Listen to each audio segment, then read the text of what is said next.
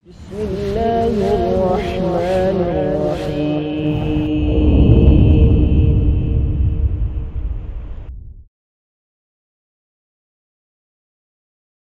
Assalamualaikum warahmatullahi wabarakatuh. Bismillahirrahmanirrahim. Alhamdulillahi rabbil alamin. Wassalatu wassalamu ala asyrafil anbiya'i wal mursalin, nabiyina Muhammadin wa ala alihi wa sahbihi wa man tabi'a hudahu ila yaumiddin. Ya ayyuhalladzina amanu taqullaha haqqa tuqatih wa la tamutunna illa wa antum muslimun. Ma'asyiral muslimin, jamaah yang senantiasa dirahmati oleh Allah. Alhamdulillah, segala puji dan syukur kita panjatkan kepada Allah Subhanahu wa taala atas segenap karunia dan nikmat yang telah Allah Subhanahu wa taala anugerahkan kepada kita semua. Salawat dan salam semoga selalu tercurahkan kepada teladan kita Nabi Muhammad sallallahu alaihi wasallam beserta keluarganya, para sahabatnya, dan orang-orang yang senantiasa istiqamah di atas sunnahnya hingga hari kiamat. Ma'asyiral muslimin, hadirin yang senantiasa dirahmati oleh Allah.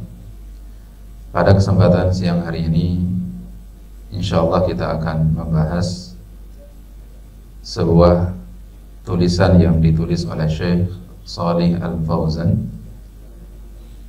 yang berkaitan tentang hukum-hukum seputar sholat Id, terutama tentunya yang berkaitan tentang sholat Idul Fitr. Di sini ada beberapa pembahasan yang beliau sampaikan.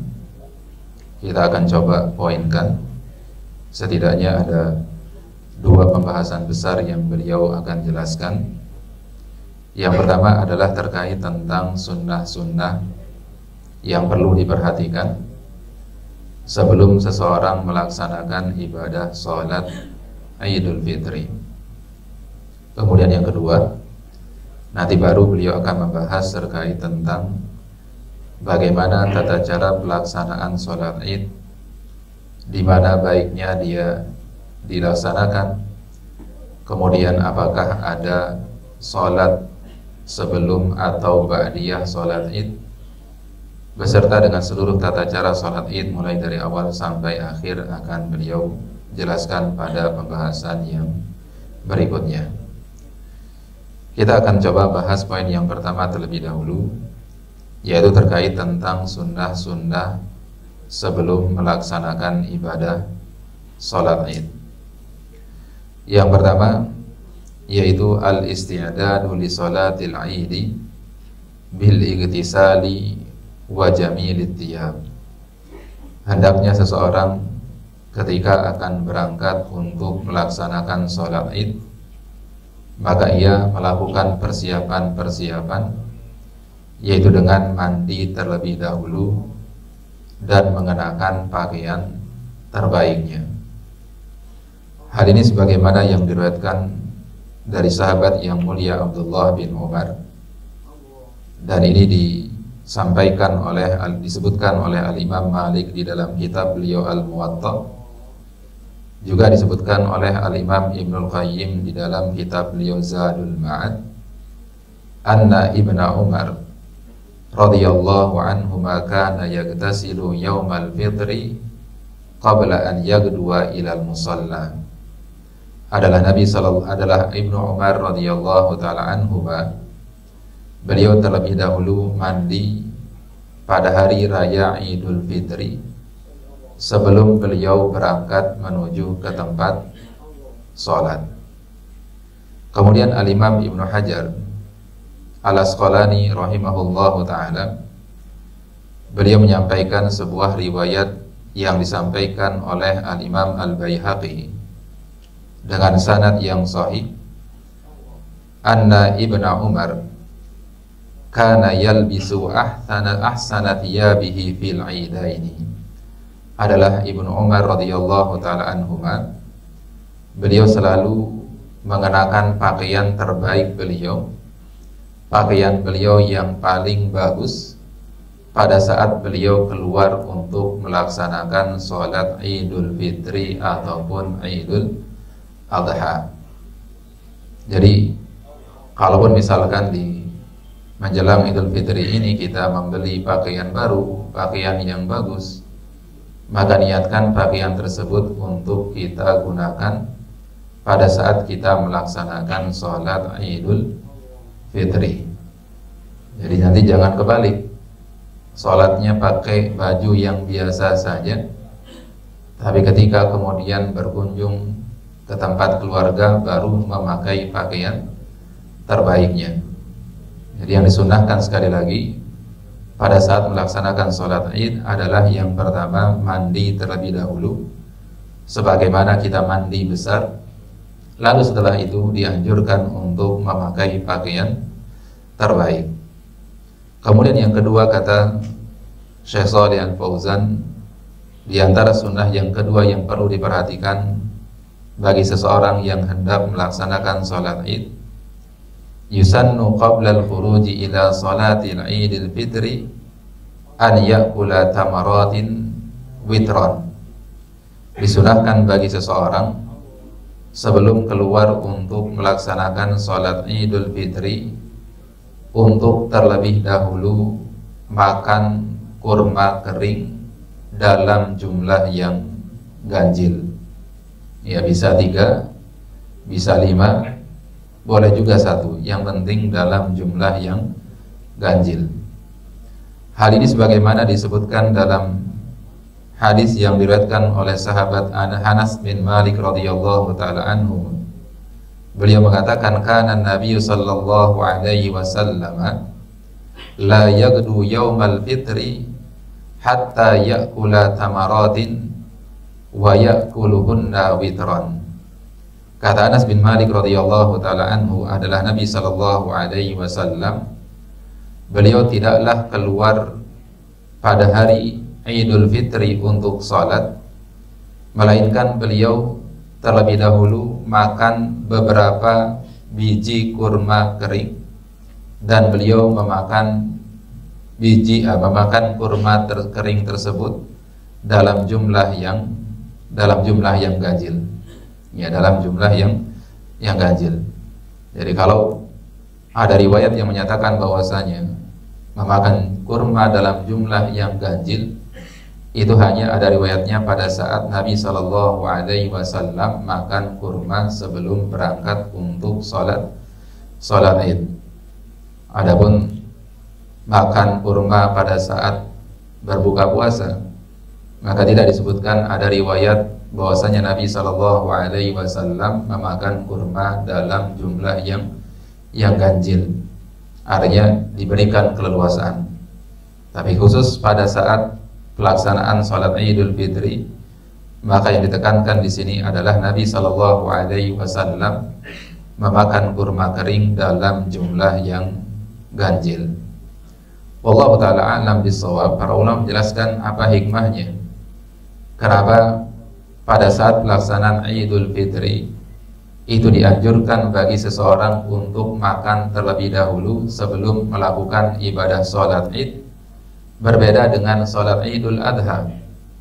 Dijelaskan oleh sebagian para ulama, dikarenakan pada saat Idul Fitri dianjurkan bagi seseorang untuk makan terlebih dahulu adalah sebagai sebuah simbol, sebagai sebuah pertanda bahwasanya di hari itu kita sudah tidak lagi sedang dalam kondisi berpuasa, bahwasanya Ramadan telah selesai. Di hari tersebut kita tidak lagi berpuasa. Kemudian yang ketiga, ma'asyiral muslimin hadirin yang senantiasa dirahmati oleh Allah, sunnah yang ketiga, yusannu takbiru wal jahru bihi wa yusarru bihin nisa'u yaumal 'id min hini yakhruj min baitihi hatta ya'tiya al-musalla. Disunahkan bagi seseorang untuk membaca takbir dan mengeraskannya. Ini khusus bagi laki-laki, adapun bagi perempuan maka dianjurkan untuk membaca takbir dengan suara yang pelan, dengan suara yang lirih. Dan takbir di sini sudah dibaca mulai dari seseorang keluar dari rumahnya sampai dia tiba di tempat pelaksanaan sholat Id. Jadi mulai dari dia keluar dari rumah, dia sudah dianjurkan untuk memperbanyak takbir. Allahu Akbar, Allahu Akbar, La ilaha illallah, Wallahu Akbar, Allahu Akbar, walillahil hamd. Ini terus dia baca mulai dari keluar rumah sampai tiba di tempat sholatnya. Ini berlaku sekali lagi baik bagi kaum laki-laki maupun perempuan. Hanya saja letak perbedaannya, bagi laki-laki dianjurkan, ditekankan untuk bertakbir dengan suara yang keras.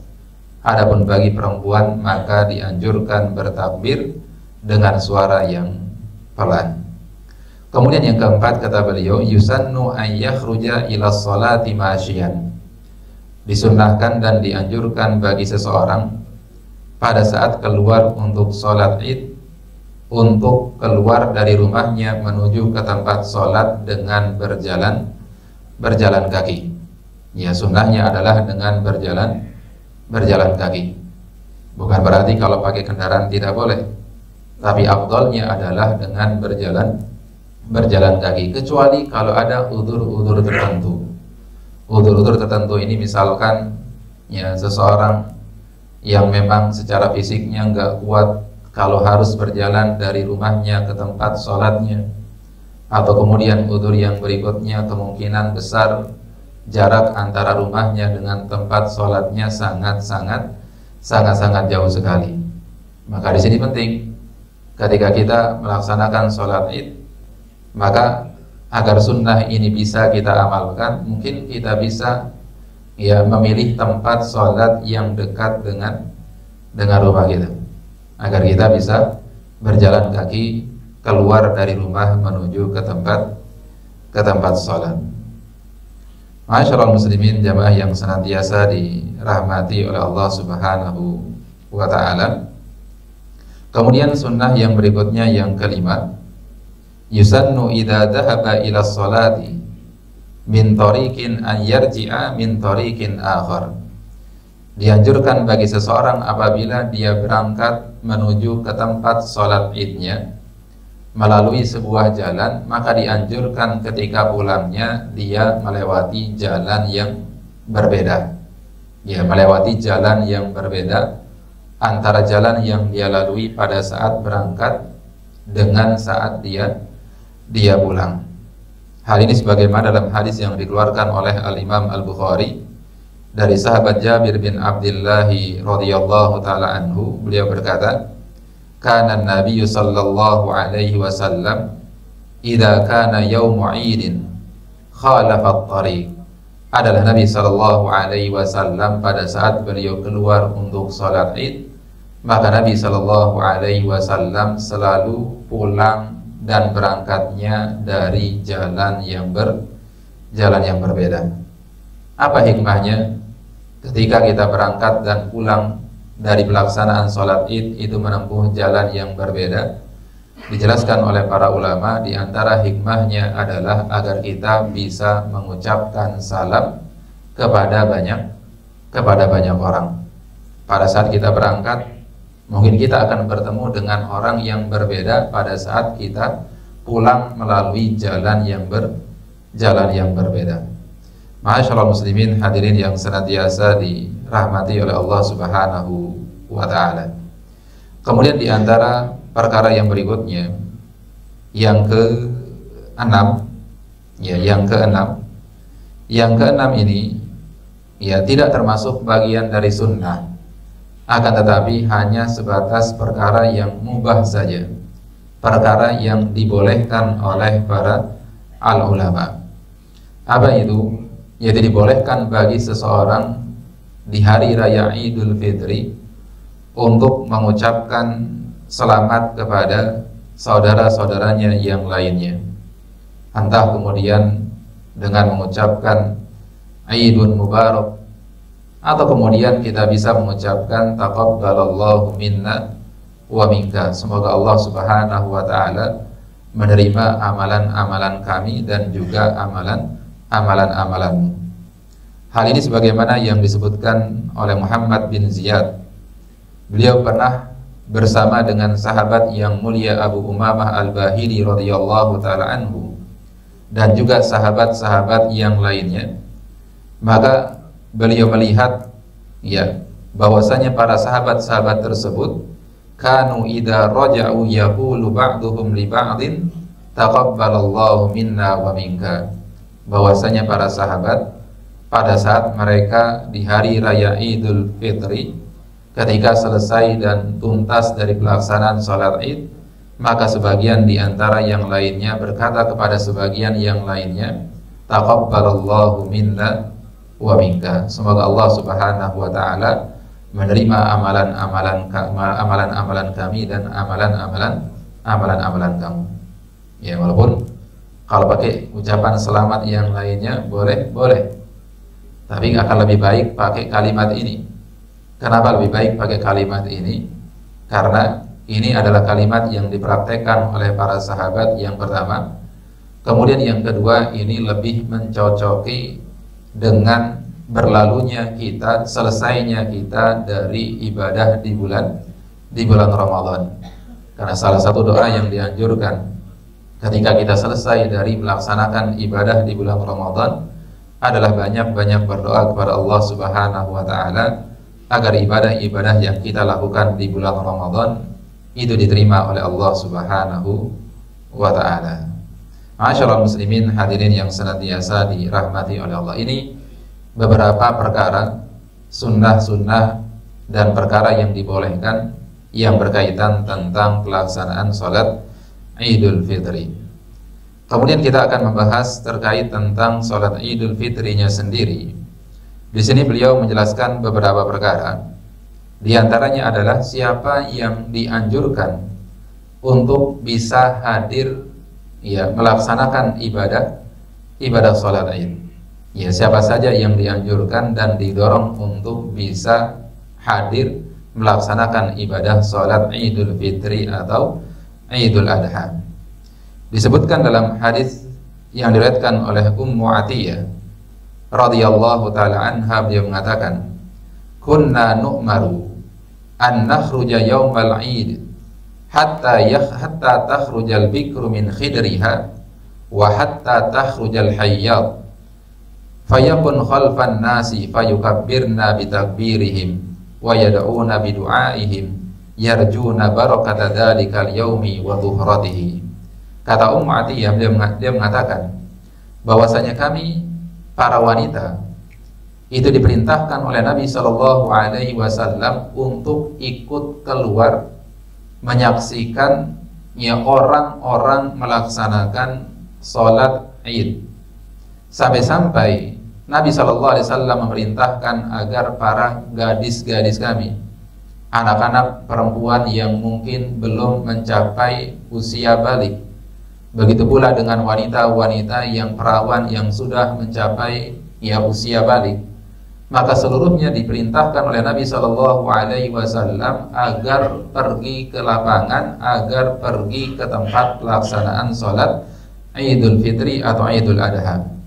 Bahkan kata beliau, wanita-wanita yang di hari itu sedang sedang haid, tetap diperintahkan oleh Nabi Shallallahu Alaihi Wasallam untuk apa? Untuk hadir menyaksikan orang-orang melaksanakan ibadah sholat Id.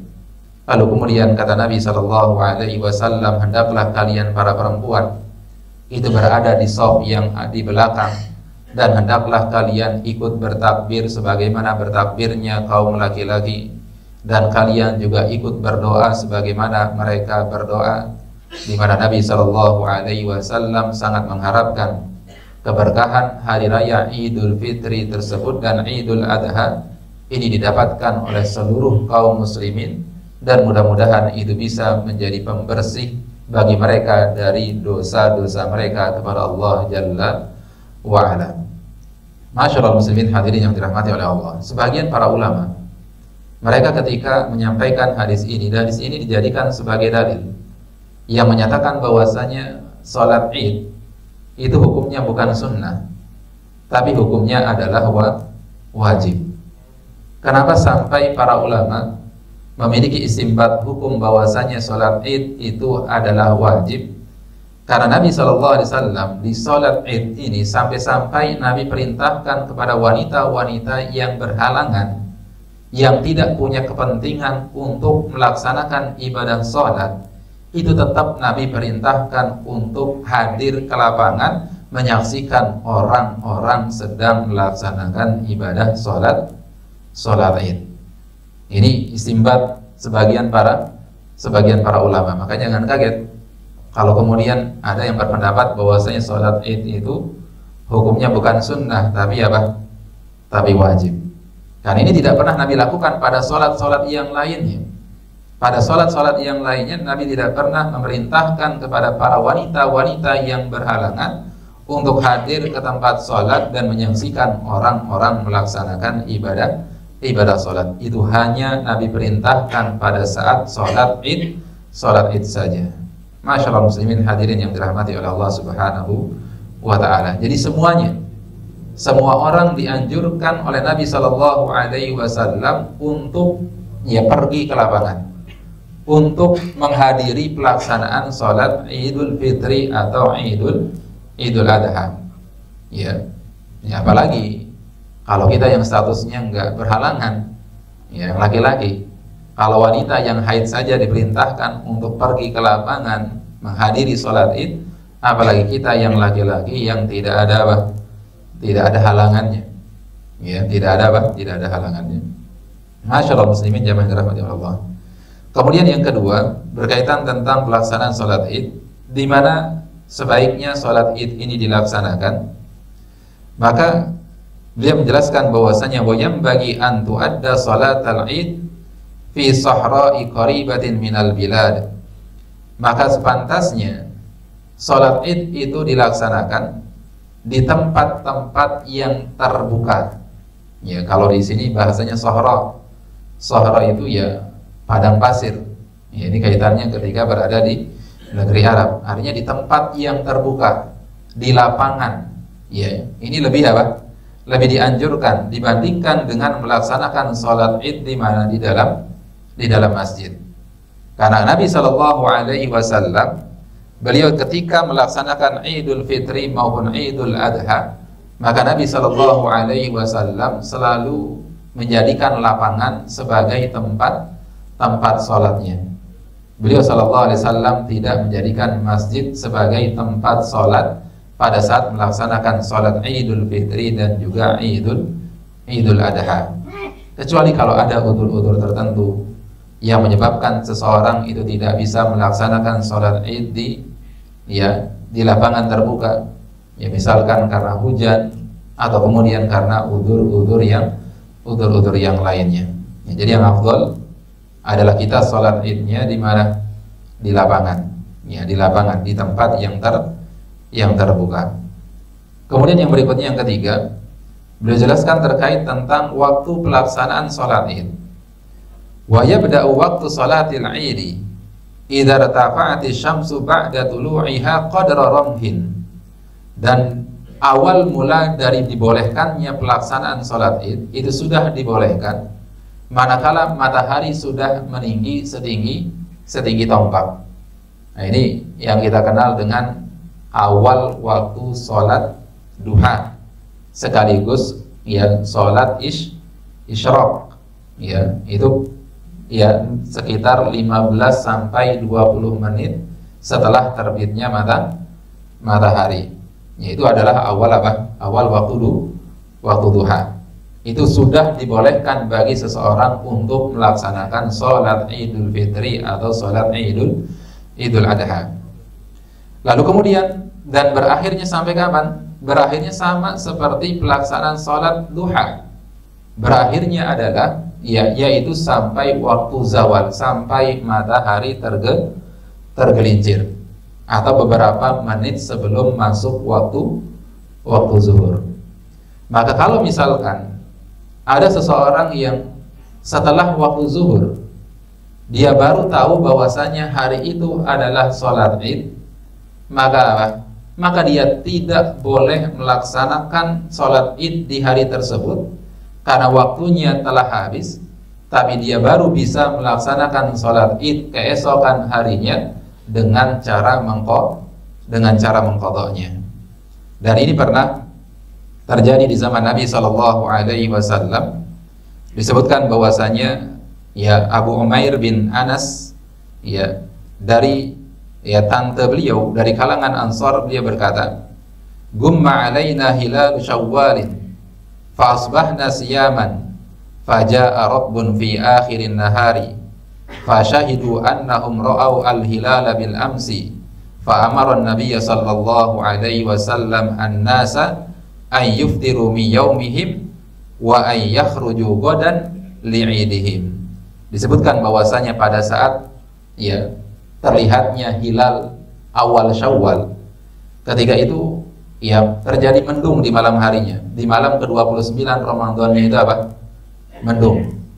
Sehingga Nabi SAW tidak bisa melihat hilal. Akhirnya keputusannya adalah maka bulan Sya'ban digenapkan menjadi 30 hari. Maka di hari tersebut Nabi dan juga para sahabat itu masih dalam kondisi berpuasa ya, karena di semalam belum melihat hilal. Lalu ternyata kemudian datang sekelompok orang yang mengabarkan bahwasanya mereka tadi malam melihat hilal. Maka Nabi Shallallahu Alaihi Wasallam kemudian memerintahkan kepada sahabat-sahabatnya yang masih berpuasa untuk membatalkan puasanya dan memerintahkan kepada mereka untuk mengqadha salat id keesokan harinya. Ya, untuk mengqadha salat id keesokan harinya. Ya, jadi ini berkaitan tentang waktu pelaksanaan salat id. Ya, jadi waktunya adalah sebagaimana waktu duha.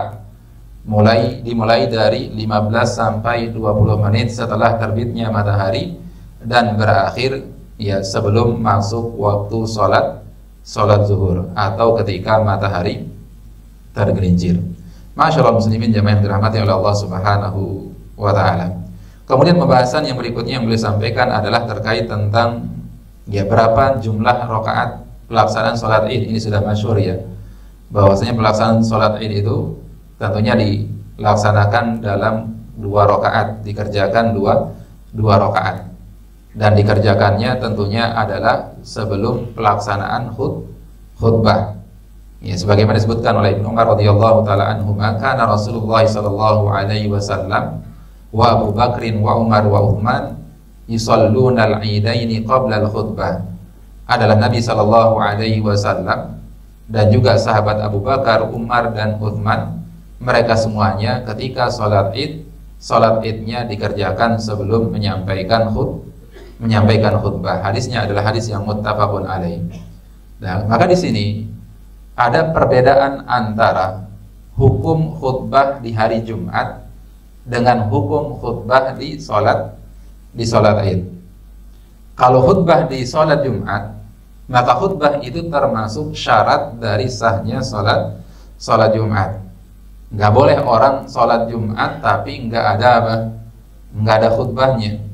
Ya, misalkan kita menyelenggarain salat Jumat, tapi langsung salat Jumat tanpa ada khutbahnya terlebih dahulu, maka ini tidak dibolehkan. Ya, karena yang namanya khutbah pada salat Jumat itu adalah syarat sahnya salat Jumat. Berbeda dengan apa? Dengan salat Id. Maka oleh karena itu, kenapa salat Id pada saat salat Id itu khutbahnya di belakang, bukan di awal sebagaimana salat Jumat. Khutbahnya di belakang karena khutbah Id itu hukumnya adalah sunnah. Ya, makanya kalau misalkan kita selesai melaksanakan sholat Id, apakah ada kewajiban bagi kita untuk tetap diam di tempat mendengarkan khutbah atau tidak? Tidak ada kewajiban. Begitu selesai, yang mau pulang silakan pulang, tapi lebih afdolnya tentunya adalah mendengarkan khutbah sampai selesai. Masyaallah muslimin jamaah yang dirahmati oleh Allah Subhanahu wa taala.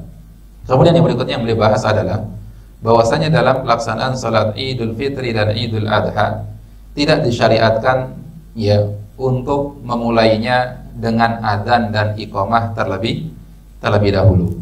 Ya, tidak dianjurkan, tidak disyariatkan sebelum pelaksanaan salat Id dimulainya dengan adzan dan iqamah terlebih dahulu.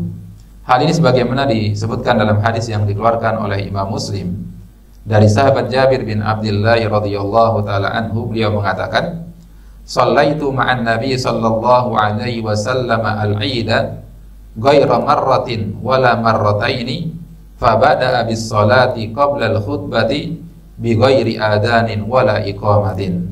Kata Jabir bin Abdullah radhiyallahu taala anhu, saya salat Id bersama Nabi ya lebih dari sekali dan lebih juga dari 2 kali, enggak sekali enggak 2 kali. Saya sering sholat Id sama Nabi sallallahu alaihi wasallam.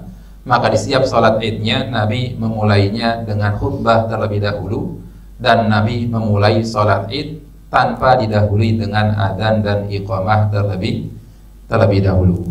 Ya, jadi tidak ada apa? Tidak ada adzan dan tidak ada iqamahnya. Kemudian setelah itu beliau membahas terkait tentang sifat sholatil Id wa takbiri fiha, terkait tentang bagaimana tata cara sholat Id dan ya berapa kali takbir beserta bacaan-bacaan apa saja yang dibaca di antara takbir tersebut. Yang pertama kata beliau, wa yukabbir fir raq'atil ula ba'da takbiratil ihram wal istiftahi wa qabla ta'awudhi wal qira'ati sittata takbiratin. Beliau katakan bahwasanya adapun di rakaat yang pertama, ya maka seseorang itu bertakbirnya adalah sebanyak 7 kali.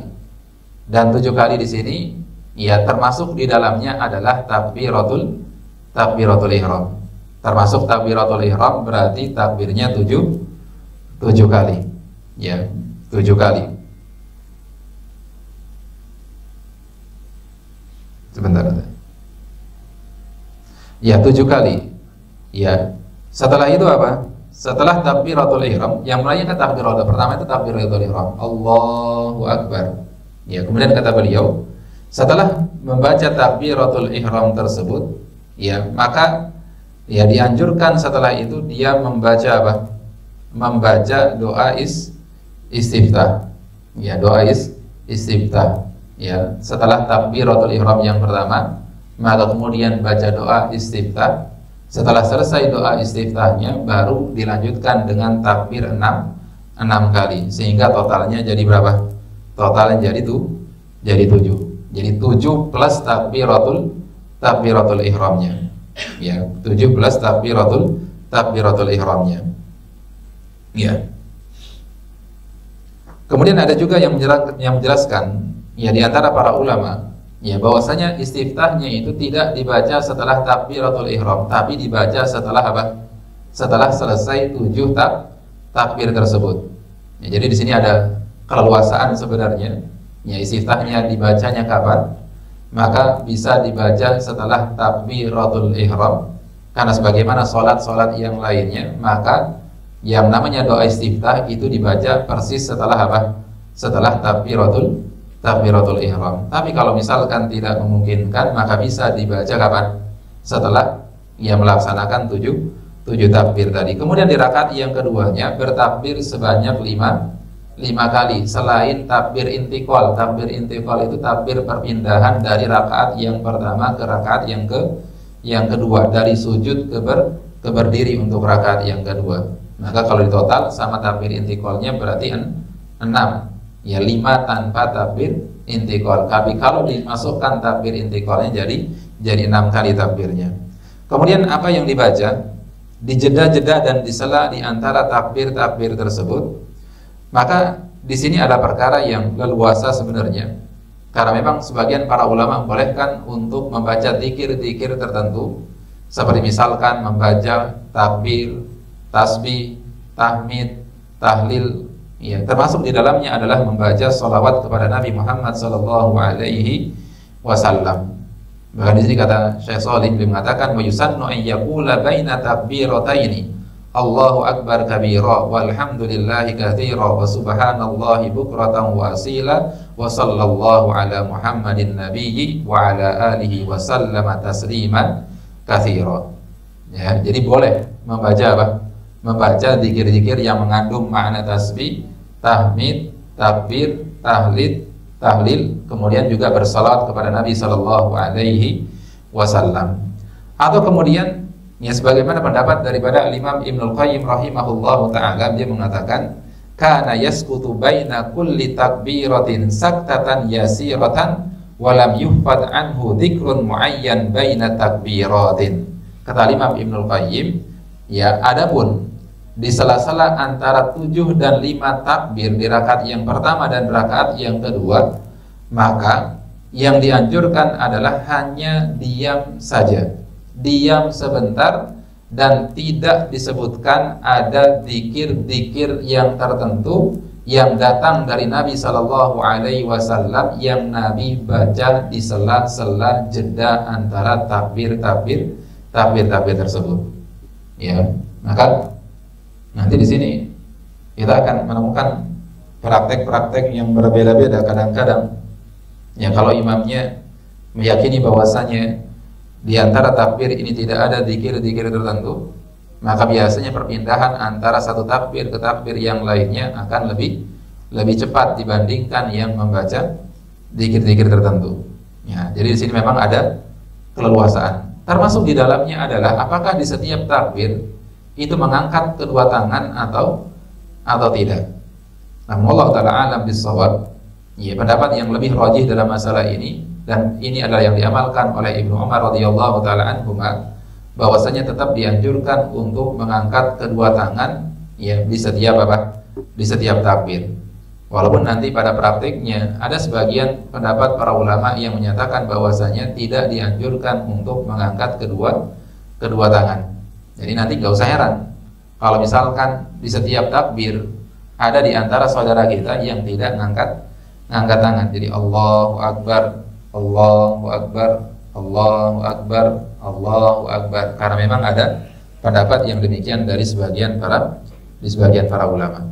Ya, namun kalau saya secara pribadi lebih condong kepada pendapat sebagian ulama yang lainnya, dan ini adalah hal yang diamalkan oleh sahabat Ibnu Umar, bahwasanya dianjurkan untuk mengangkat kedua tangan di setiap takbir. Kemudian masyaallah muslimin jamaah yang dirahmati oleh Allah, setelah itu di rakaat yang pertama dianjurkan untuk membaca surah ya Sabbihisma Rabbikal A'la, dan di rakaat yang keduanya membaca ya surah Hal Ataka Hadithul Ghasyiyah, atau di rakaat yang pertama membaca surah Qaf, kemudian di rakaat yang kedua membaca ya surat Al-Iqtirab, iqtarabatis sa'atu wan syaqqal qamar. Ya, iqtirab ya surat Iqtirabat atau surat apa? Surat Al-Qamar. Ya. Dan ya pembahasan yang lainnya. Ini ya agak banyak pembahasannya. Kita cukupkan sampai di sini. Nah, di sini satu lagi maaf poinnya. Terkait tentang sholat sunnah sebelum dan setelah sholat Id. Ya, maka disebutkan di sini beberapa riwayat dari ya Nabi Sallallahu Alaihi Wasallam dan juga perkataan para ulama-ulama. Yang pertama adalah disebutkan oleh Ibnu Abbas radhiyallahu taala anhuma.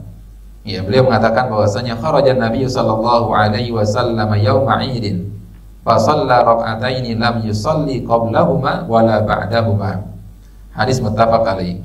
Kata Ibnu Abbas, Nabi Sallallahu Alaihi Wasallam pada saat beliau keluar untuk sholat Id, maka beliau ya sholat Idnya adalah 2 rakaat, dan beliau Sallallahu Alaihi Wasallam tidak melakukan sholat apapun baik sebelum sholat Id maupun setelah sholat Id.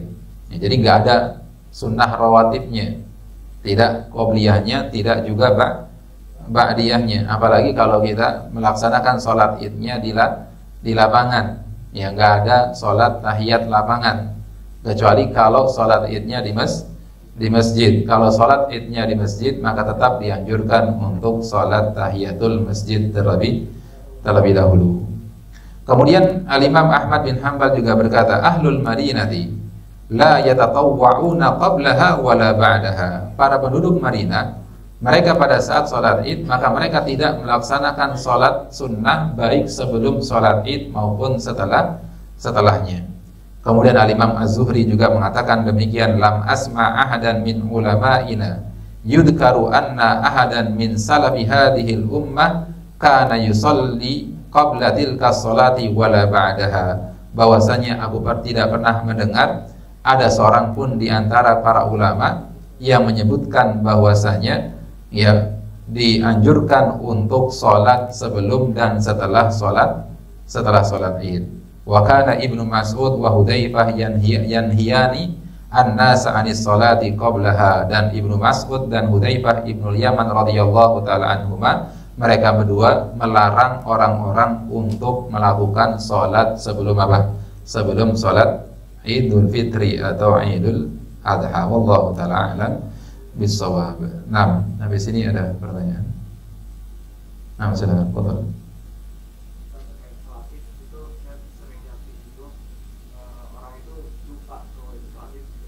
Iya.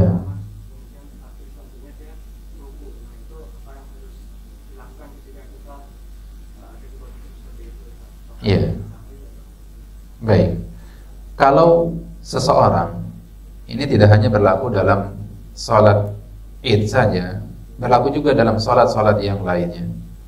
Jadi kalau ada seseorang yang sudah berpindah dari satu rukun ke rukun yang lainnya, maka dia nggak boleh untuk kembali lagi ke rukun yang sebelumnya, karena ini bisa membatalkan ibadah sholatnya. Dan ini tidak hanya terjadi pada saat sholat id, juga terjadi pada saat ya sholat wajib biasa, tapi imamnya membaca ya ayat sajadah tanpa menginformasikannya terlebih dahulu kepada jamaahnya, ya kepada jamaahnya, ya, atau dia berhenti di tempat yang dibacakan surah as-sajadah, tapi imamnya ruku sedangkan makmumnya ngira sujud sajadah. Ini pernah kejadian, mungkin saya ceritakan. Ya, pas momennya di hari Jumat, dan hari Jumat itu sunnahnya adalah membaca surah as-sajadah di rakaat yang pertama dan surah al-insan di rakaat yang kedua. Ya, itu di hari Jumat, subuh Jumat. Nah, imamnya ini di rakaat yang pertama baca surah as-sajadah.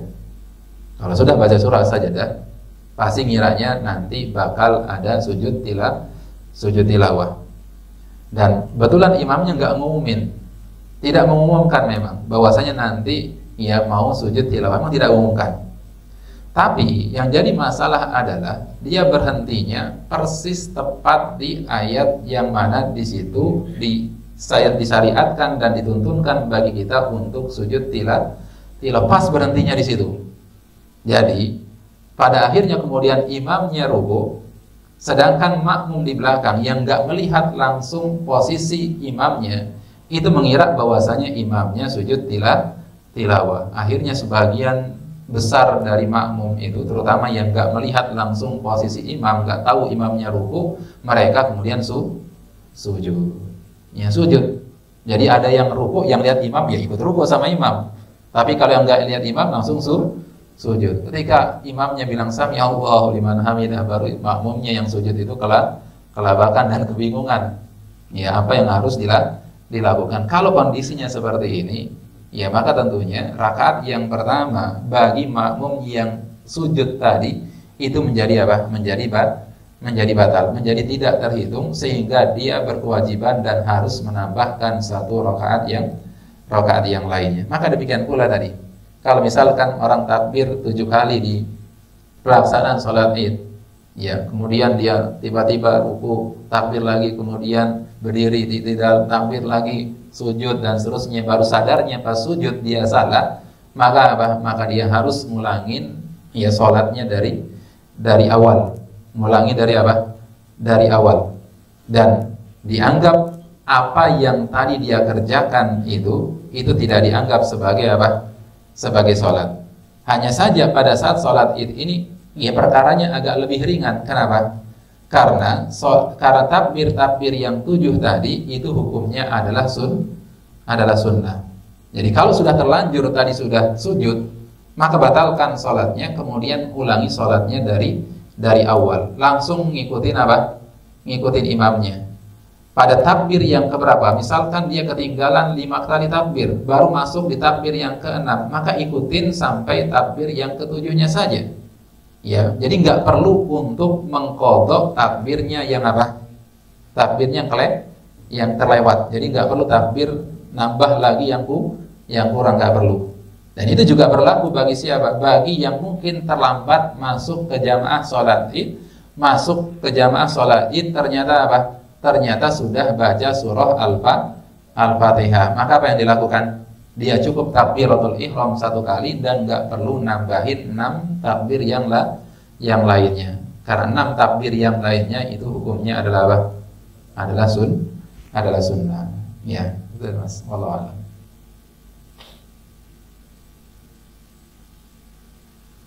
Baik, ada lagi? Nah, satu lagi.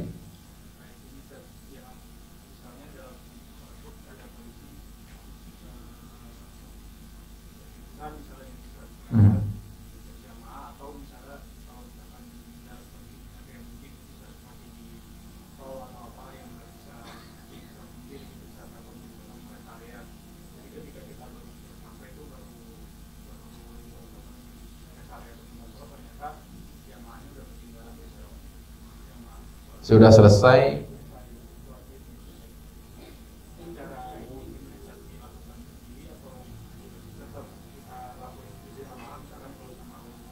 Ya, ya. Ini ada pembahasannya disebutkan juga di sini oleh Syekh Shalih.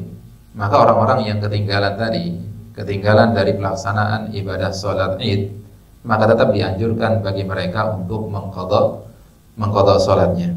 Jadi kalau misalkan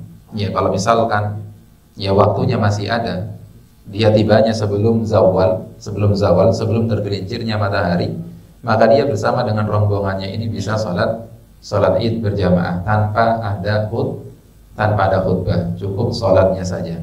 Karena tadi beda antara sholat apa? Jumat dengan sholat id. Cukup laksanakan sholat idnya saja. Terlebih lagi ini sebagai bentuk kehati-hatian. Karena sebagian para ulama ada yang berpendapat bahwasanya sholat id itu hukumnya wajib, bukan sunnah. Jadi tetap melaksanakan sholat id bersama rombongannya, teman-temannya yang terlambat tadi. Wallahu a'lam. Baik, cukup ya. Baik, ini yang bisa disampaikan pada kesempatan siang hari ini. Semoga bermanfaat bagi kita semua. Wallahu ta'ala a'lam bishawab. Ya, dan mudah-mudahan teman nanti atau jemaah yang libur kemudian mau pulang kampung, mudah-mudahan senantiasa diberikan keselamatan, diberikan kesehatan, bisa bertemu dengan keluarga dan bisa kembali lagi ke sini juga dalam keadaan sehat walafiat. Amin ya rabbal alamin. Ini yang bisa disampaikan. Allah taala alam bisawab. Subhanakallahumma bihamdika asyhadu an la ilaha illa anta astaghfiruka wa atubu ilaik. Wa sallallahu ala nabiyyina Muhammadin wa ala alihi wa sahbihi wasallam. Walhamdulillahi rabbil alamin. Assalamualaikum warahmatullahi wabarakatuh.